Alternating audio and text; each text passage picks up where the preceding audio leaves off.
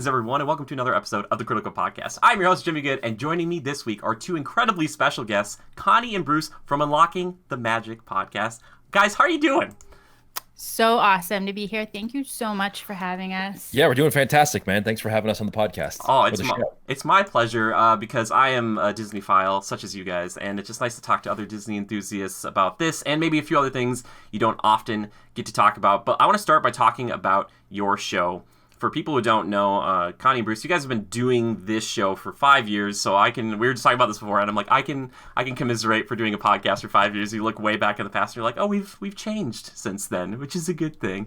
But you guys started doing a podcast pretty much all about Disney World, Disneyland, just Disney stuff in general. And You've been going strong, like one a week, pretty much for 5 weeks, right? Roughly. Yeah, pretty much. Yeah. Pretty much, yeah. Maybe take a week off here or there. Some holidays. Life gets in the way, but for the most part, we've been hammering out one podcast a week for 5 years now. Yeah, it's so good. And I honestly, as I was telling these guys beforehand, I do listen to it because I'm always looking for more Disney stuff. I feel like with Disney people, there's never like enough like stuff. Like you can never get too many opinions, you can never get too many feelings or videos or whatever on it. And I just really enjoy the show. So doing this for 5 years, and you guys have kids too, so that probably kind of informs you in a different way. How do you feel like the show has changed since the beginning to like what it is now? Oh God. Well, I'm more comfortable. I think so. It's funny because I feel like I've been one of the ones that brought Bruce into the diehard Disney family, if you will. But he was the one that actually came up with the idea of doing a podcast. So for me, it was kind of a new it was a new territory. And I feel like I was, not that I'm any better now, like I don't want to give myself too much prob here, but like I feel if you go back in the early days, I was just uncomfortable. I didn't really understand like what kind of show I wanted to produce. And then as the episodes continued and we started getting feedback, I realized like, let's do a show that we love. And if people listen, they'll listen. Right. And that's kind of been the theme ever since. And I think that's how we've evolved. Yeah, I think the show has evolved over time, but not that much. I think the only thing that's evolved for us is, like Connie said, she's a little bit more comfortable now just being not worried about like what I'm going to say or saying something wrong versus just like having a conversation like you and we are having right now about what we did and how it went and our experiences. And I think the major thing for our podcast, maybe versus other podcasts, is we don't try to be experts. Yeah. We just try to be ourselves and have conversations with each other about what we've done. And sometimes we get things wrong and sometimes we're not perfect, but that's Bruce. No, just kidding. I'm just kidding. Yeah, exactly. By we, I mean me. Yeah. I'm very much not perfect. I say many times on the podcast, don't listen to me. Yeah. I'm totally kidding. I've been wrong too. But, I think we just go with the flow. And over time, we've gotten more comfortable with ourselves and doing the show, and technology and the podcasting equipment has improved a little bit. Yeah, oh, totally. And, one thing I love about that is you say that you're not experts. You are in a sense, but at the same time, you're experts from afar because I enjoy watching, like the vloggers who are down there all the time or the people who travel there pretty frequently. Right. But sometimes that perspective is one that just makes no sense to most people. Like, and even as a Disney fan, I'm like, yeah, you can be frustrated or you can really like this thing, but you're there every week. So I'm like, you're kind of like the picture is painted differently. But you guys, you have to travel quite a distance, and it is like a thing. It's an adventure. And I'm from Minnesota, so I get it. Like going down to Florida it's quite a trek, It's not like an easy thing. Sure. So when you guys were doing your road trip video recently or podcast recently, I was like, I totally commiserate with this whole situation. I was like, I know exactly what they've done. I'm like, man, it's a long drive. So yeah, I think it's great though, and I appreciate that you guys are talking more about your opinions too. You guys have facts, and you obviously, I was listening to your Tower of Terror video too, and that's got a bunch of like fun, interesting little facts in it that most people wouldn't necessarily know. So that kind of stuff. That's all Connie on those. Any research or facts or tidbits of information that you may not know that Connie we talk about on the podcast is 100% Connie. Thank you. Thank you for giving me the credit. Yeah. There's the credit. That's a good thing. Yeah. And again, I think it's really cool, and it's a different slant on these types of things. And now, since you've been going, your kids have obviously grown up going there too, and that's probably influenced you in other ways that I haven't seen as much with other shows or vloggers or things like that. How has that changed over time? Because I know you're talking about like one of your kids finally, getting up the courage eventually to go on like Tower of Terror or things like that. I would say the most interesting thing is that they all have opinions now. And Yes.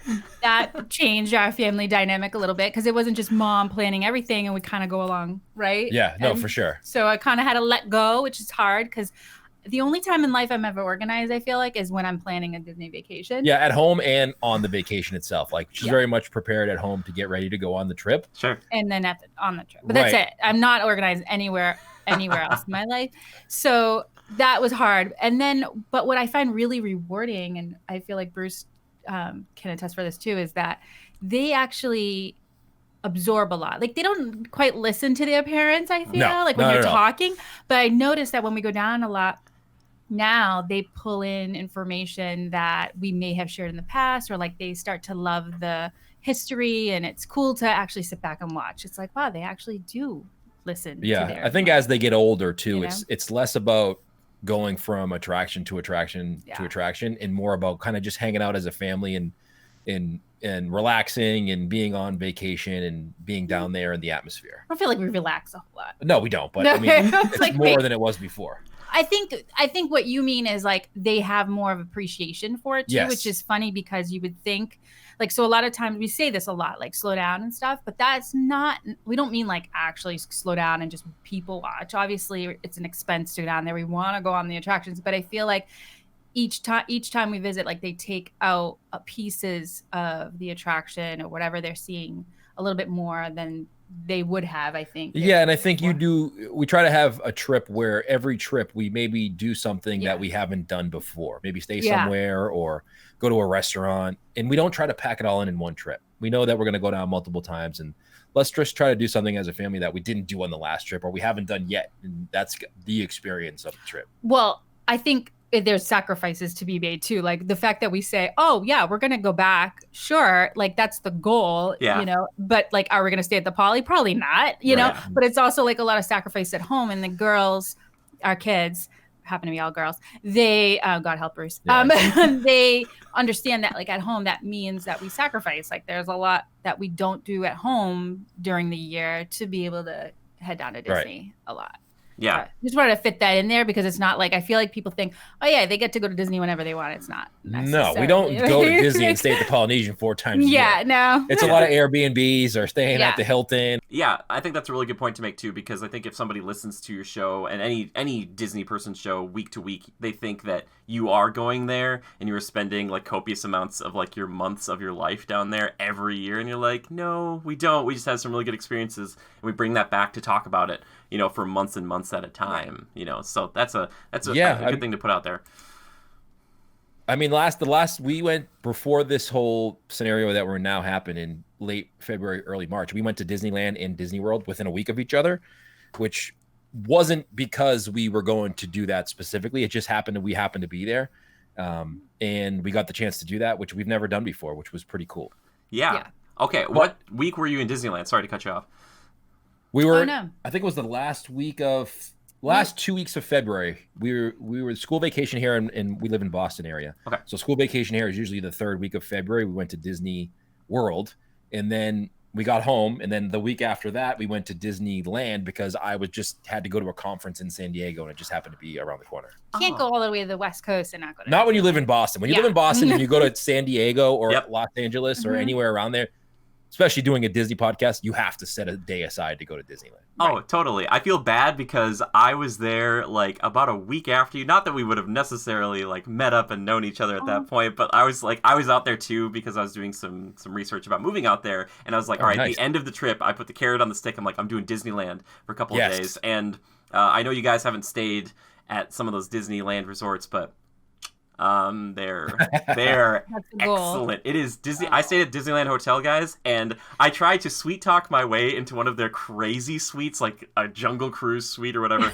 And they like, if you're staying here for one night, maybe I'll stay there for 2 nights. So they upgraded me to like this view that was looking down at the pool and like the torches and stuff and like Trader Sam's. I was like, I could just stay in here, but I was like, oh yeah, there's Disneyland's out. I can't run out there. So we never stayed at those hotels, but we visited the Disneyland hotel and kind of hung out. We like to illegally pool hop once in a while if we can. I love it. Edit that out. I'm just kidding. Yeah, but I hope you guys get the chance one day because they're pretty cool, and I think you guys would enjoy it. But yeah, Disneyland is like I always tell people because I get that question sometimes, like, what's better, Disneyland or Disney World? And I usually just tell people, if Disneyland and Disney World were a huge pizza, Disneyland's like the best slice of that pizza, and Disney World's the rest of that amazing pizza. Yeah. It's just that's a great analogy. You know what I mean? Like you guys, I don't know if you feel that way. That's a great analogy for two reasons. Take it. It's got Disney and pizza. Your two favorite things. My two favorite things. Yeah. Yeah.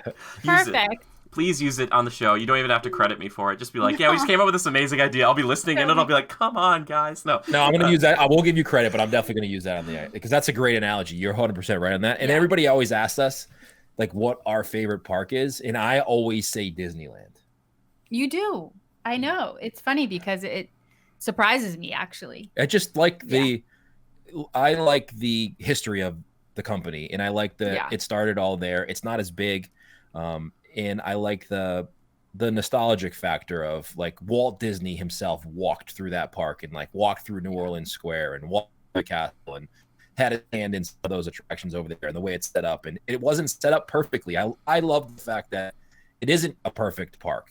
It's what they had to work with, and that makes it unique. And that's the reason I like it the most.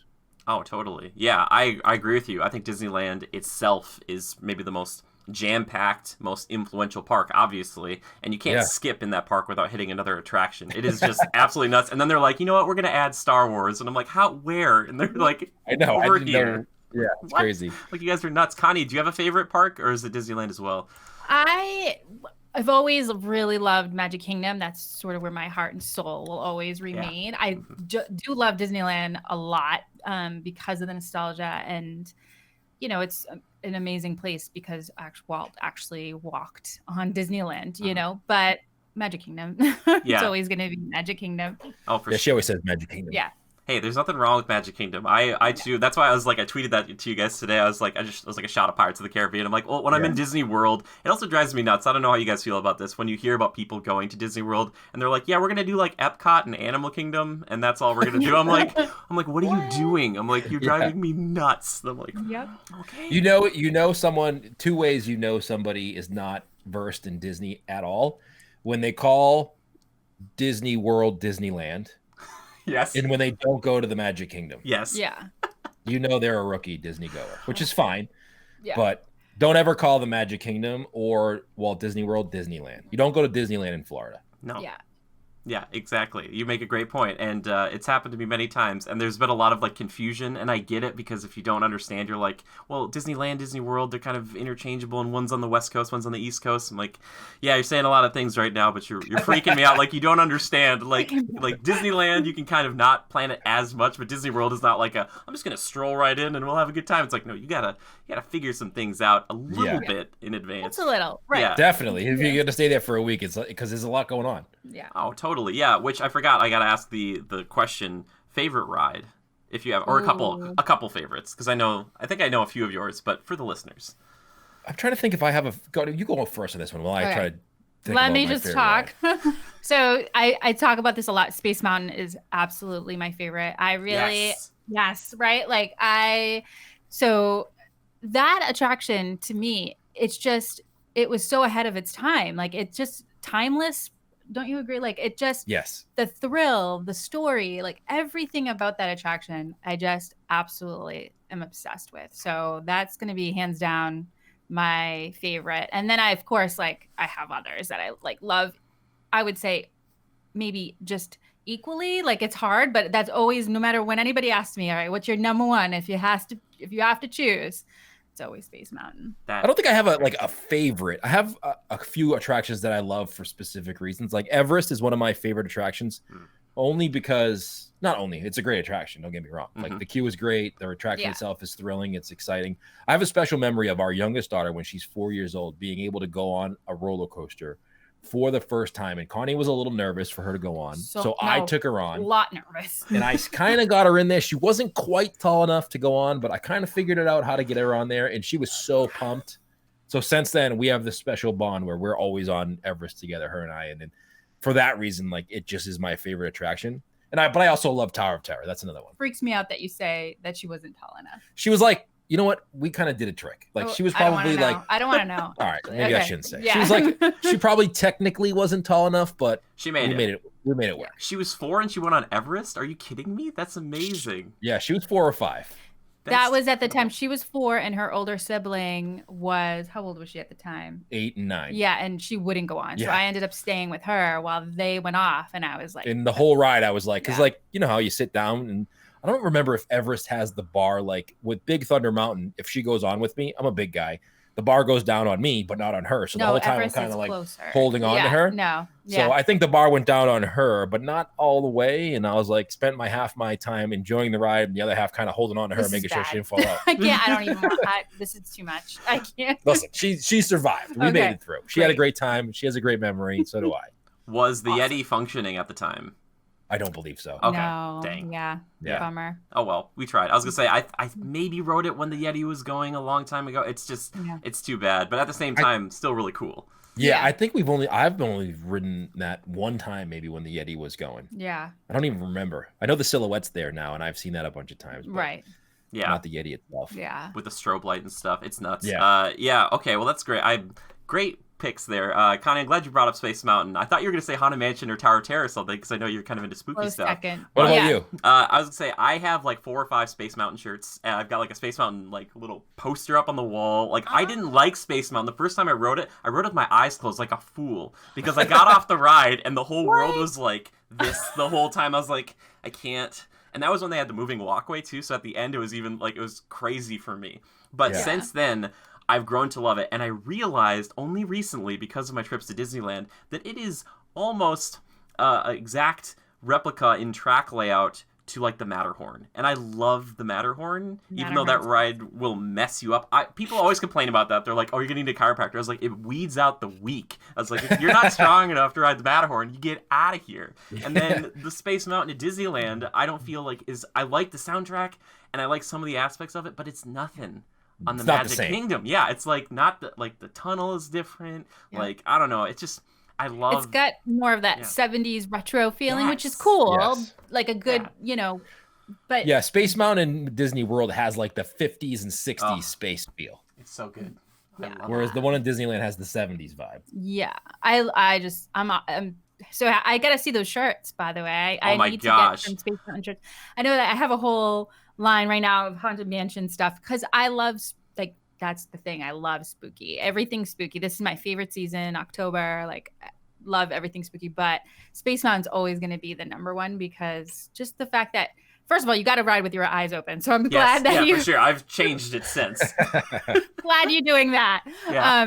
But it's just, like I said, it's a timeless attraction. Like, it's still so thrilling, which is amazing to me, because, as parks evolve, as technology evolves, you would think, okay, well, it's time to update certain attractions, but I don't feel like this one will ever need it. No, this one's a classic. Don't change anything. I really hope they never do. They're changing Splash Mountain, which we're good with and we enjoy, and we're looking forward to that. Yeah. And they've changed other attractions, which Walt Disney himself always said, Disneyland's never going to be completed as long as there's imagination in the world. And I'm all for changing any attraction they want if they think it's going to bring a better experience, except Space Mountain. Sure. Space Mountain, and never take away Constance from the Haunted Mansion, and we're good. Yeah. Yes. Oh, totally. I'll try to send you those pictures of those shirts. I got so many that one of the last times I went down there, I was in one of the gift shops and they hadn't even updated the merchandise. Like, I was wearing like one of the shirts that they had there. I was like, well, looks like I finally caught up, Disney. And they were like, oh, what if Space Mountain was like a little plush toy? And I'm like, well, what am I supposed to do with that? I'm like, dang it. Yeah, t-shirts are the best. Yeah. Oh, for sure. Yeah, man, I'm glad Space Mountain.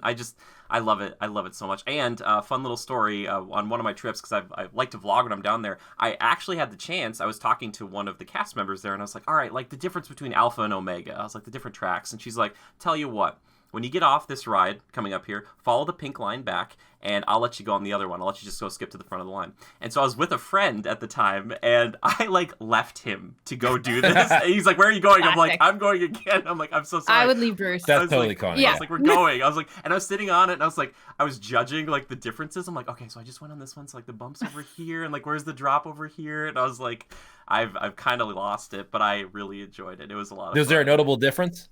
There was. I think there is. Yeah, I was gonna say, Connie, you probably could attest to it too. I think what they say is, I feel like Alpha might be a little bit longer, Omega might be a little more intense. I feel like I need to go back and try it again. And this was, mind you, a few years ago when the Tron construction was going on, or sorry, the exit construction was going on for Space Mountain. So I had to like go out by the swamp at the end of the night, like, which was also really cool. And I was like, this is super weird. But I love that attraction, and that's why I love Matterhorn so much too. I didn't realize this until later. I was like, these are like very similar. I was like, oh gosh, that makes sense in my heart. Yeah, it is true. Like the Matterhorn does have the one in Disney World. You kind of like you sit alone, single rider, like in a row. Yeah, and he doesn't love Matterhorn. Matterhorn's a little bumpier than Disney World. Yeah. He's the one we push out. I'm just kidding. I'm just kidding. It's fine. Hey, you still I ride, never though. tap out though. Yeah, I never tap out. Yes, I've pick one for the team. Yeah, I've heard so many people and they're like, it's just so hard to go on. I'm like, well, that's okay. Don't go on it then. That's kind of the same way I feel with like people who talk about Disney in general. They're like, why would I go there? It's for kids. I'm like, you know what? You're right. You probably shouldn't go there. And then hopefully the lines go down a little bit. I'm like, exactly. I've weeded out a few people. Good plan. We should try that sometime. I say it on the podcast. I don't want to convince anybody to go. Oh, okay. Yep. So I'm the opposite then. Yeah.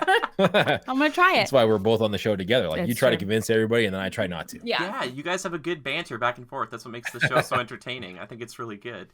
Anyway, okay, so that's great. Thank you guys for sharing your favorites with me. Because also Everest, though, by the way, Bruce, back to your point. Some of the theming in there, I don't know if, like, Disney has definitely done things that are equal to it, but for a singular attraction, there's something about it that makes it, and I love that it's just a theme park IP. It's not like they based it off a movie or something. They're like, we built something from like the ground up to be here. Like, it's so good. It's so good. Right. I love it. I agree. It's got one of the best cues, like for older people. Like if you're like it may not be for young kids. It's not like the most flashy or fun, but like if you're older like me, it's got the most interesting cue where you can like. I often find myself getting bumped from someone behind me, being like, "Let's go, buddy." Yeah, because I'm stopping looking at something, which is a rare thing for you. I feel like. Usually it's the other way around. Yeah. Yeah, I was actually watching a video the other day that was talking about the secrets revealed of it. My friends over at Provost Park Pass, and they were talking about these Sherpas, these pictures they have of the Sherpas there, like actual Sherpas. And there's this guy, I guess it's one Sherpa who likes to come there like once a year, and he takes a picture by his photo, like on there, like as a Sherpa. I was like, that is so great. He's just like, and I was like, that's so cool. I'm like, Disney just killing it. Oh my gosh. Man, cool. I do like Everest a lot. I actually rode it at night recently because I did like an Animal Kingdom's after hours event, and that's a whole different ballgame. Yes, it's freaky. It's really weird. I really like it. Animal Kingdom, such a good park.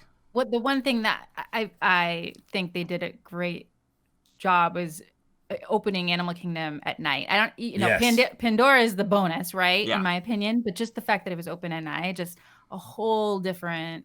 Makes the park look so different. And Animal Kingdom is not, it's about animal preservation and like that, but it's not all about that. It's very much a night park. Like I enjoy myself quite a bit at Animal Kingdom at night.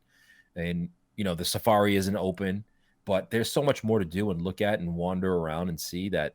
I think that was a great move by Disney to open that park at night. Oh, totally. And if you ever, I don't know if you guys have had the chance, but like saying the safari isn't open super late, which it's not, you're right. But then they do like some of those kind of like sunset safaris. So it's like kind of in the dark. I did that. And guys, I like have it's part of the video. I saw like a lioness during like a full moon. It was this whole thing. It's freaky. It was nuts. It's so cool because it feels so much more like the original intention of like the Jungle Cruise. Like you're out there and you're like, I have no idea what's about to happen. Yeah. Like, it's so good. And I also love Dino Land at night, especially over by the Dino Institute because I'm a big dinosaur fan.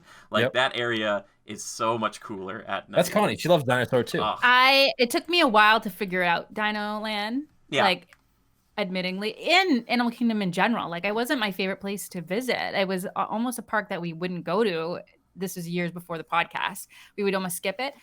And then once I figured out Animal Kingdom and used our philosophy, I feel like I totally opened my eyes to everything, and especially Dino Land. Because when I hear people say they don't like it a lot, it like kind of takes me back to what I used to think it. I just don't feel like they're taking the time to really understand it. But yeah, that's cool at night. Oh man. Yeah, I know. I love every park. It's something that magical happens at any park at night versus during the day. That it's just a totally different experience. Like you could experience it. Like there's this I feel like there's these 3 segments of going to a park, right? There's the morning segment where you try to get on, like it's the best time to get on an attraction that maybe you won't be able to.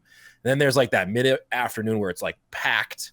And then it starts to kind of slow down at night, especially in Disney World is different than Disneyland.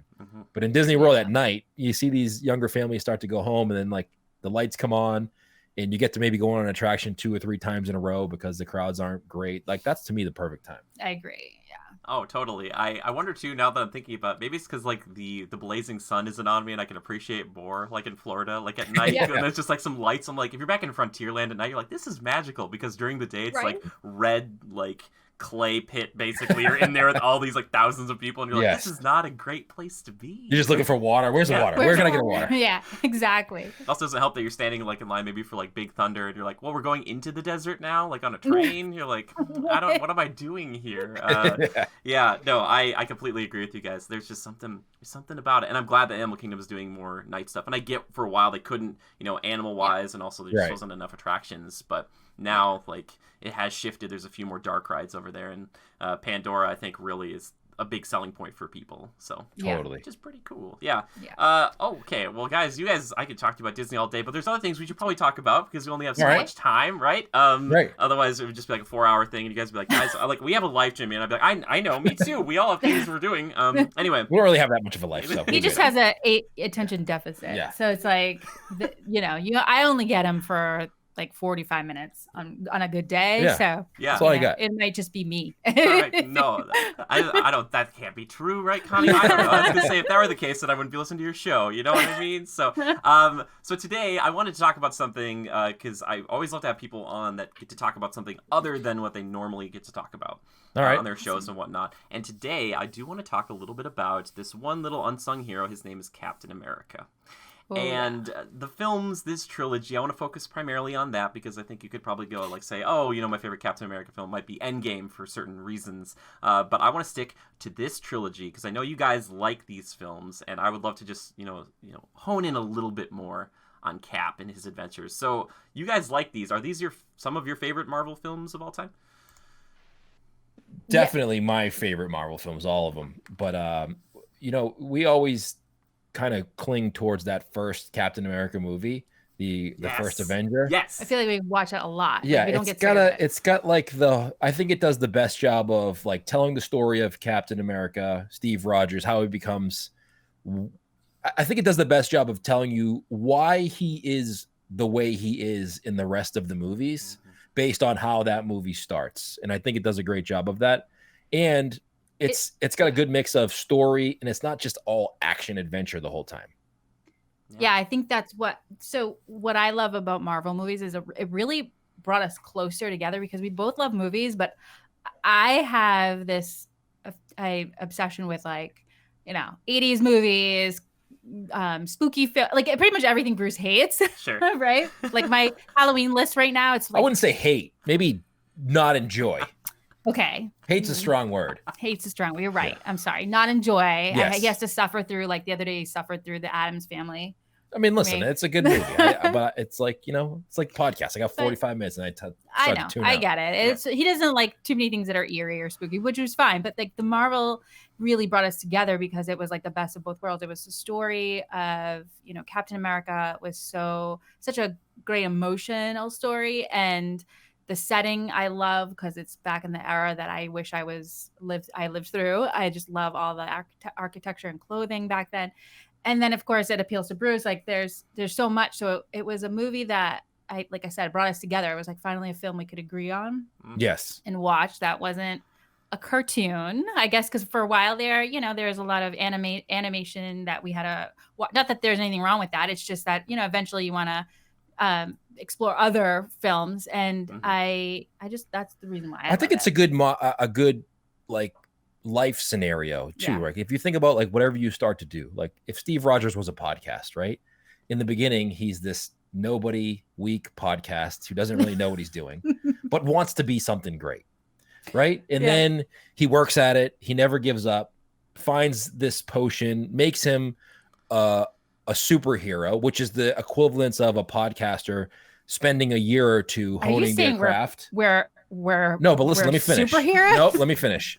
But what happens is You hearing this? he becomes a superhero, but he doesn't become arrogant or offensive to anybody. He's still the same person he always was. So when you become like that big podcaster and people ask you to do things, like be nice. Like he's always nice and he's always thoughtful. And he's always thinking of other people. And I think that's a good correlation to life. Like no matter where you start from, as long as you put in the work and effort and you never give up, you'll get there. And when you get there, remember how you got there. Oh my gosh, I didn't think I could love this movie more, but you guys just made me, between like this movie bringing you guys together as a family and then also that, like I was like, all right, Jimmy, no crying with these people the first time that they're here. They're going to be like, this guy is kind of crazy. That's wonderful. That's so beautiful. Well put. Like, and I think First Avenger gets looked over a lot because they're like, it's just the first Captain America movie. It's like the first Thor movie, whatever. I completely resonate or reverberate all of your sentiments there because I think it's so good. I love a period piece, and I feel like some of that stuff holds up better over time because it's so like laser focused on that time period, whereas some of these other movies might not, you know, decades down the line look as interesting because it's not like this is World War II, Captain America, like this is very specific. But man, Bruce, that was poetic, man. That was beautiful. That was great. Are you? Don't tell anybody. All right. I'll edit this out. This will just be for me. No. Yeah, just for you. Yeah. No. I love it too. Also, one thing that they like never got back. I also enjoy Hugo Weaving in this one, being like this kind of like, you know, scenery chewing bad guy in Red Skull. Like he's just kind of there and he's yelling a lot and he's just like the anti Captain America in pretty much every way. And I think he's like a really like solid, straightforward villain, which some of the first movies didn't have. He's the same villain as the Matrix, right? Yes. Very good. Yes. He's a good bad guy. Yes, he's a great bad guy. I love the bad guy. Yeah. Yeah, he's good. He does a good job. I think it was something like he didn't like doing superhero films. That way when they got Red Skull back, they got like a voice actor to do the Red Skull stuff. Because I was like, they get Hugo Weaving? It's like, no, they didn't get Hugo Weaving back. But yeah, I just like it. And I like how it ties in. And it's interesting how the Tesseract, like that's where it kind of in a way started. Besides Iron Man obviously started the whole thing, but like this was kind of like the very beginning. And I just love kind of Steve's feeling in the first Avengers where he kind of tells Fury, he's like, you should have left that thing in the ocean. He's like, I got rid of this because it was a problem. Like, why did you bring it back? Right. So yeah, that first Avenger, man, it's so good. And I love that you start with him in First Avenger being this kind of like, you know, naive, you know, you're talking about the kind of podcast thing and he's just kind of, he's building up to it. But then in Winter Soldier, you get this turn where he starts being like, I don't know about all this stuff. How do you guys feel about Winter Soldier? Oh God, I loved seeing that movie for the first time. I think that was the first in the theater Marvel movie. I don't know if we saw we definitely didn't see the first Avenger in the movie theaters. I think not Civil War. Winter Soldier was the first one we actually saw in the movie theater, and that started it all. It was like every movie after that we had to see in the movie theater. It was great because Bruce isn't one for suspense, but like he was sort of forced into like the suspense of this film, and so it was so awesome to sit there and watch. Like he couldn't Google the ending. I think the greatest reveal for a villain is when the mask falls off of Bucky. It's got to be one of the best parts of any Marvel movie they've ever created is like when he sees that it's Bucky for the first time and the mask falls off. Oh God, and the music leading even up me, to like it. I didn't know that. I didn't Google it or anything before. I didn't know anything about going into the movie, like what it was about. And like the shock on our face when it was Bucky, it was like, that's the best part right there. Yeah, that was awesome. Looking back on it now, I'm like, how did we not know that was Bucky? No, I'm telling you, there's no way that you would know. Yeah. Yeah, so. And the thing is, like, the only reason I knew is because I'm familiar with some of that source material or some of the things that kind of spinned off of it, and that's the only reason I was like, okay, I can kind of figure out who this is. But I'm glad that like there are people out there such as yourselves that were surprised by that because it is a big moment, and this whole like even Cap, like you felt it with Cap where he's like, are you kidding me? This guy who's been killing everybody is like my old buddy. Like, I felt it because I knew nothing. Like I wasn't into the comic books when I was younger. And I didn't know any of the story. So like for me, the story was told through these movies. So that was a legitimate moment for me of like, I felt the same way he did. I was like, oh my God, that's Bucky. He's like shaking my arm. It was like shock for me. It was awesome. It's so good. I love his introduction to as the Winter Soldier because I think a whole movie could have been done that way. Or I hope there's like a flashback in Black Widow where she talks about where she got her scar from the Winter Soldier from a sniper. I want to see Bucky in the heyday of being like the Terminator, whereas like, all right, wake him up, send him out, and then he like bring him back in. Like, I just love that. I love. Yeah, I that's a love good. this. That would be cool. Yeah, that's the dream, right? Anyway, so Winter Soldier, how it doesn't rank as high for First Avenger though with you guys. No, not for me. I think it's a great movie. Don't get me wrong, Yeah. but I think the first Avenger does the best job for me. I think that's the one movie where we continuously go back to and watch together because it fits both of our needs Right. in one film. So that's what we love most about it. Yeah. But I mean, both are amazing. Oh, for sure. Yeah, I remember, and I have a bad time with this, so I try not to watch trailers and stuff. I remember seeing a trailer for this one, and like Nick Fury's in like a hospital bed or something later on. So I was like, he's not dead, and I was like, but how did he survive? Because they like show him get shot through like 2 or 3 times. I was like, Nick, how you doing, buddy? And I was like, he'll be back. He's fine. But yeah, I really like Winter Soldier, and I love how again it kind of leads up into Civil War in such a natural way where it's not like you go from First Avenger to Civil War where Cap's like, I don't know if we should trust the government because that wouldn't make sense. Whereas like Winter Soldier was like a very like, oh, I don't know if we should. He's like, because last time we did that, it was like Hydra, and that kind of big turn really shifted my worldview, and that's what leads into basically like Avengers 2.5, which is Civil War. Which is, if you think about it, like towards the end of the series, like in Endgame, like Steve Rogers is total anti-government. He's like wanted and like a villain almost to the government. And it's like he totally has trust 180. issues. Yeah, I mean, you can't blame the guy. I know, right? Oh, for sure. He's like ripped the star off of his shirt and stuff. He grew a beard for a bit. He was like, you know what? I'm just done with this. But yeah, I really enjoy Civil War. I don't know where you guys like fall on that one, you know, comparatively to the other two. I think I think Civil War is a great movie. I think the 3 if you had to take all the series of, you know, Iron Man, Captain America, and even, you know, the Avengers series, I think Captain America, the 3 Captain America movies, if you had to add them all together, are the best of any series that they made. Because there's not one that you're like, meh. All 3 are amazing movies that are great. I don't think there's one of those Captain America movies that you're like, maybe we don't have to watch that today. Civil War is when they brought in Spider-Man, right? Yes. I love that part. That's so awesome. He's like the best Spider-Man ever. Like, don't you agree? Yeah, I mean, like that's when you see the quirkiness of Spider-Man. Yeah. Like when he's relatable. Tony's going to open the door for him and he's like, he's like going to give him a hug, and that awkward moment, he's like, that's not a hug, I'm just getting the door for you. Yeah. It's like, that's the best ever. Yeah. He's like, oh, okay, sorry. Yeah. Oh, totally. And I also love the introduction of Black Panther in that movie. And while I like the Black Panther film as a standalone, I think I like Black Panther more in Civil War because you don't know a lot about him. He's just this mysterious figure that has a vendetta and like overcomes it himself. Like he learns over time by watching everything else that's going on. He's like, oh, okay, like I shouldn't do this. But I just love that he's kind of like always on the peripheral of that film, and he's like stalking everybody. Like he's just kind of like, he's just checking stuff out, and I'm like, dude, you're so cool. Like,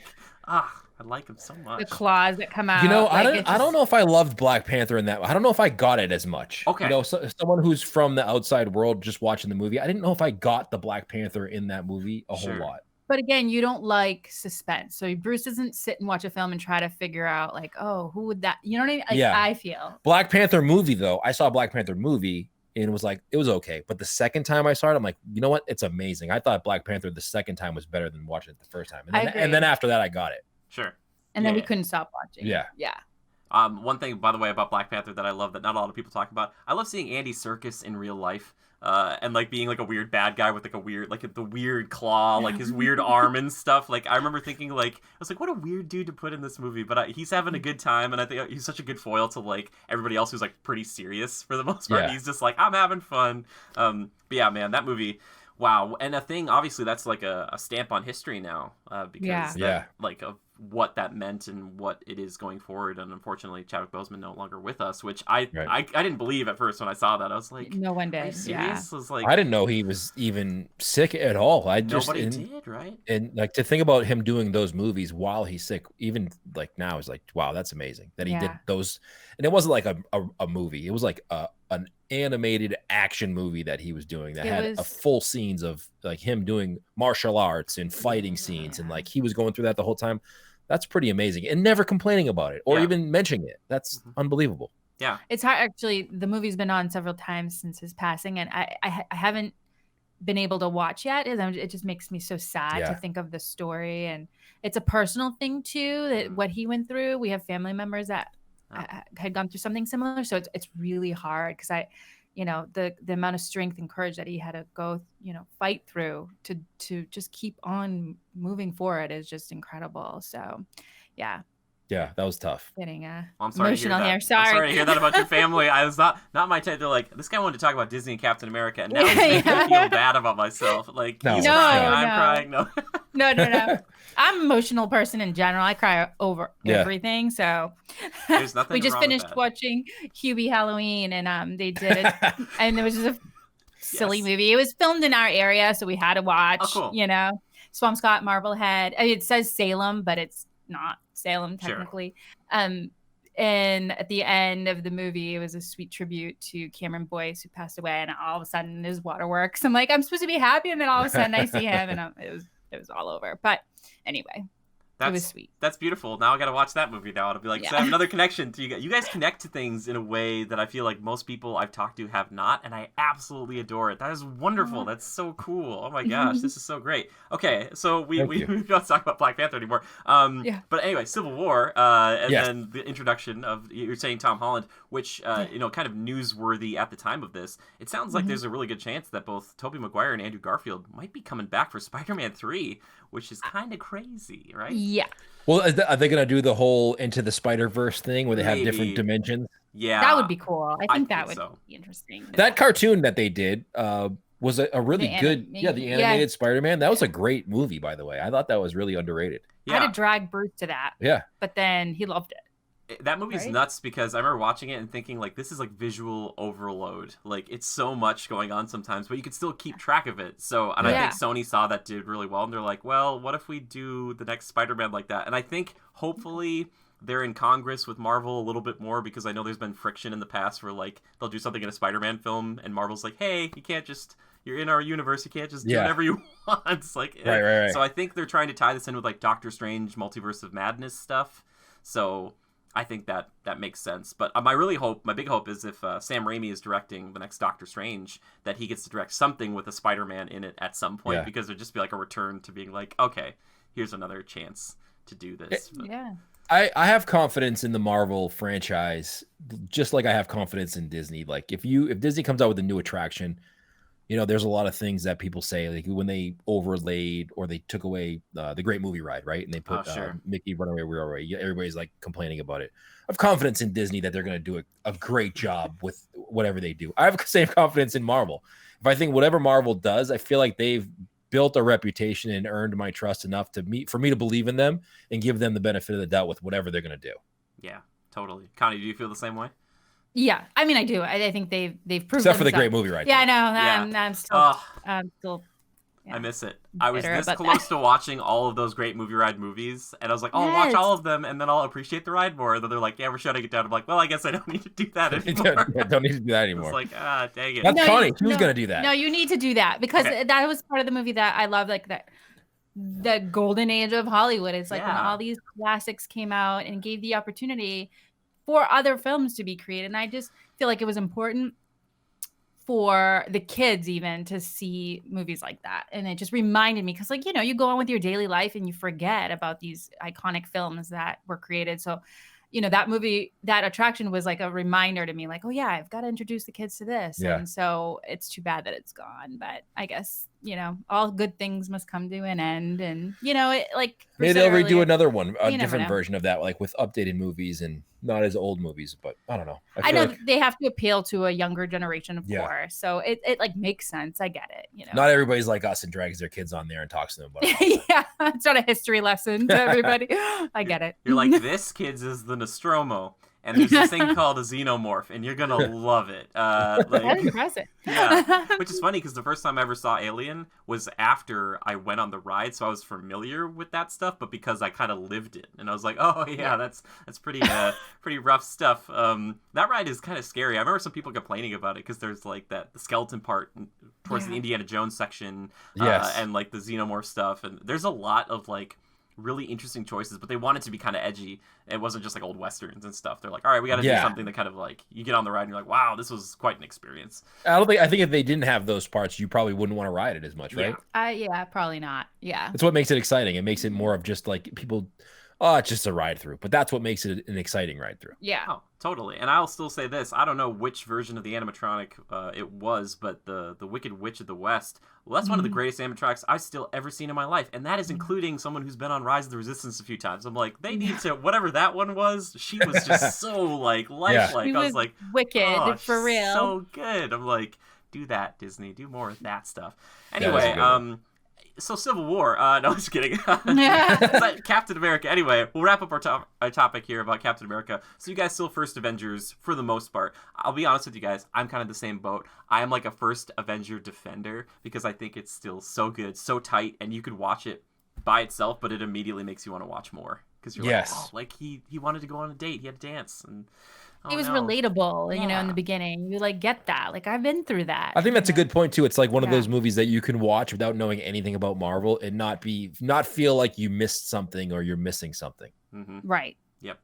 One thing that was cool, we were in Los Angeles a few years ago. We got to tour Paramount Studios, and they showed us the area where they filmed the fight scene between Bucky and it was a bully. Oh, it was like when Steve Rogers comes out of the movie and he's getting beat up and Bucky comes to save him. That alley, they filmed at Paramount Studios in Los Angeles, and they showed us the alley where that part of the scene was filmed. That was cool. I think I might have breezed past that because when I was out there in March, I did the same tour, so I'm glad that you guys did it too. It's a really cool tour. I was like, I could do this all day. As Steve Rogers would say, oh my gosh, I didn't even mean to do that, and it worked. Yes. Okay. There you anyway, go. That's a clip right there. Cut that out. Yeah, right there. Exactly. I'll make sure we'll put it on the Instagram or something. But anyway, I enjoyed that tour a lot, and it was so cool because I was asking them while I was there. I was like, so do you guys still have like original films from like not only the first Avengers stuff, but like Indiana Jones? And I was talking to the people in like who watched the vault, and they're like, I think Disney came and claimed all that stuff. And I was like, that's so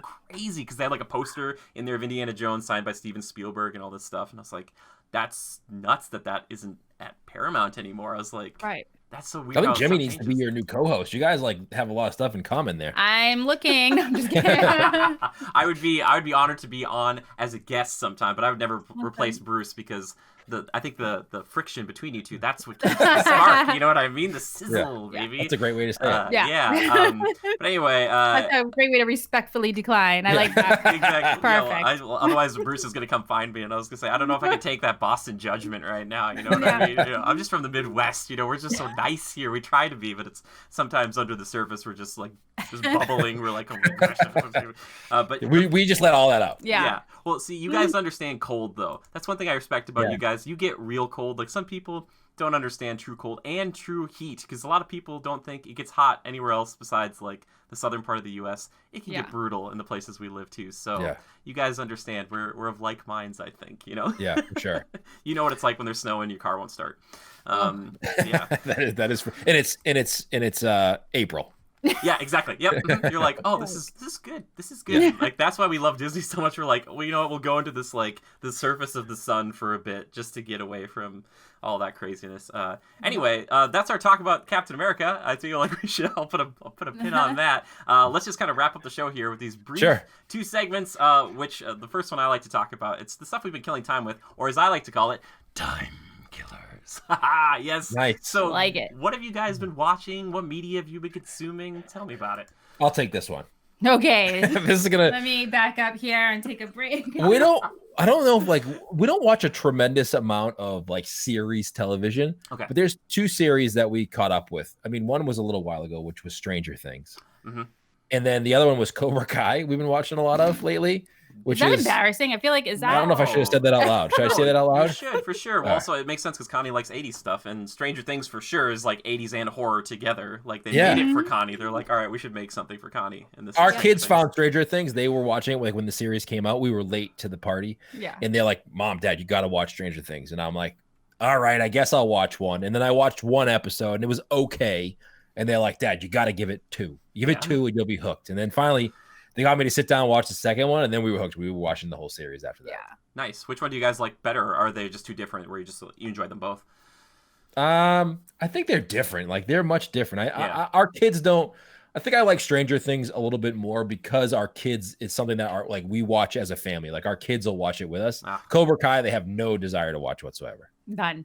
Zero. For us, that's all about like our childhood. Like, the scenes that flash back to the 80s of the actual Karate Kid movie, which is funny. It's finally it's a little cheesy at some points. Well, yeah, it is cheesy at some points, but it's finally in the 80s. Like, I'm finally living my best life because it's an 80s base show that Bruce will enjoy. So it's been awesome. That's so totally cool. Well, great. That sounds, and again, there you go again, just make me feel more for Stranger Things because you guys are like watching it as a family. I'm like, that's beautiful. Because most people are like, I like it for this, this, and this. It's like, you guys are like, we sit down and watch it together. I'm like, well, of course, it sounds like a perfect show then. Like, I mean, as your kids get older, like as your kids get older, they want to do less and less stuff with you. So those times where they will sit down and watch a movie or a show together, it's like, all right, this is cool. You really like. Sometimes I look around and I just get so emotional because I just like makes us sound older when you say that though. Well, I just feel like you got these are the moments I want to remember and I want to treasure. But one thing that we really are looking forward to is The Mandalorian again because that is one of the shows that really was surprising to I think me and the kids specifically. We're girls. It didn't look. I mean, I love Star Wars, of course, but like it didn't seem like something I needed to see. I don't know, the trailers, it didn't catch me. Yeah. And then we sat down and we all just loved it and could not wait for every episode to come out. And that was awesome. It was like the good old days, right? Where you like can't watch the entire series in one sitting. Like I like that. Wait. I know. I like it too. I like because Stranger Things we caught late, so we could binge watch. Yeah, which is fine. But The Mandalorian, like, you watch an episode, you're like, oh, I want to watch the next one, but it's not out yet. Yeah. Oh, but it's totally. Like it makes time go by. Like it makes the work week go by. Makes you look forward to watching something, especially like it makes you look forward to something.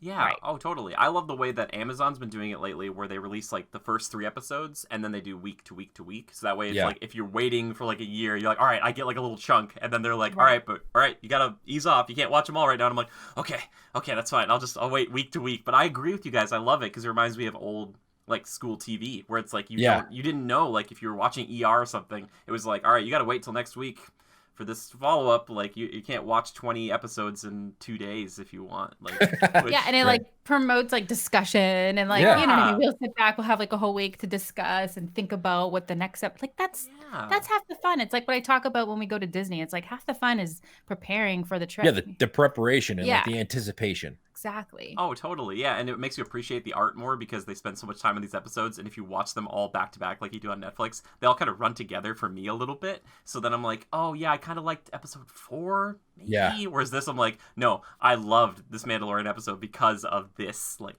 thing. Right. I'm like, yeah, I'm excited for that too.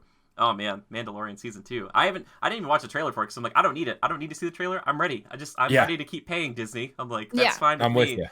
Which it was funny you brought that up about Stranger Things, watching with your family. I tried to watch Imagineering Story with my mom, like try to get together and watch it with her because I was like, this would be something we could watch together. She would appreciate, and it just made it more special. Imagineering. That's another good one. I watched it twice. I've watched it twice now. I went and rewatched it. I was like, I like this a lot. I want Disney to do that for every ride.